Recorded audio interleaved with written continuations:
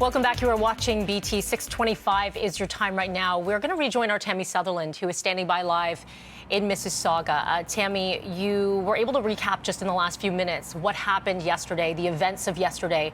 And again, as noted, a fallen officer, a Toronto police officer at your location, and that is the first of three separate shooting scenes. Looking outside of the timeline, it really does have us sit and reflect. And when I saw the note about a fallen officer, this is not the first time we've seen this happen in the city or across forces in the GTA. Yet every time, it really puts into perspective that they put their lives at risk every single time they go out. Every single time, Mel. This is a line of duty death that will not just impact the Toronto Police Service, but of course the services that were involved in yesterday's event, Peel, Halton, York region, but it goes beyond that as well. We have seen at some of the funerals for these fallen officers, different officers coming in from right across North America to pay their respects because they know just how dangerous this job is. And, you know, we've had a fallen officer in Toronto not too long ago. It was just over a year ago in July of 2021. That was the last Toronto officer who was killed in the line of duty. It was Constable Jeffrey Northrup. He was killed, run down, police allege intentionally run down by a man in the underground parking lot at City Hall. That was while he was plain clothes and again in the line of duty at the time. That case is still before the courts there. It was 2011 that you'll remember as well, Sergeant Ryan Russell. He was killed by a man who was driving a stolen snowplow. Russell was an 11-year veteran of the Toronto Police Service, had one son and left behind his wife as well. The suspect in that case was found not criminally responsible. And then we go back to 1998, again, another high-profile death of a Toronto police officer, Detective Constable William Hancock.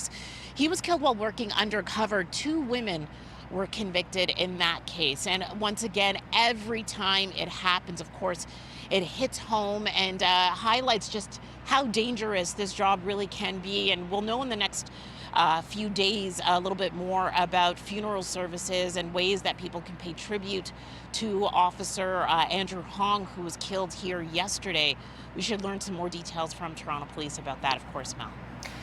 Tam, before we go to break here, I know you have also covered over your years here at City News a number of officer funerals, and with each one each one is very difficult, and you meet the family members and you meet other members of the force who are so very close to their fallen officer. Can you speak a little bit about to what that is like? Because a lot of our viewers will watch it on TV or they'll see, you know, snippets online, but the feelings that are there, as you mentioned, officers that come from across the country join in solidarity.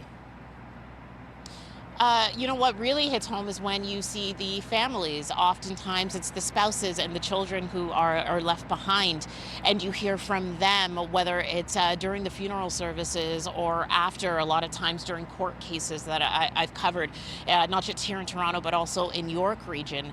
And it's always devastating to hear from that spouse or that partner who is left behind, because they are now left picking up the pieces for their family, but at the same time, they are getting that support, massive amounts of support from services, like you had mentioned, who come from all across North America to help them and give them a hand and let them know that they were there. I'm sure we're going to see a very similar response to the death of Andrew Hong for his family. Of course, he leaves behind two kids, his wife, and his parents as well.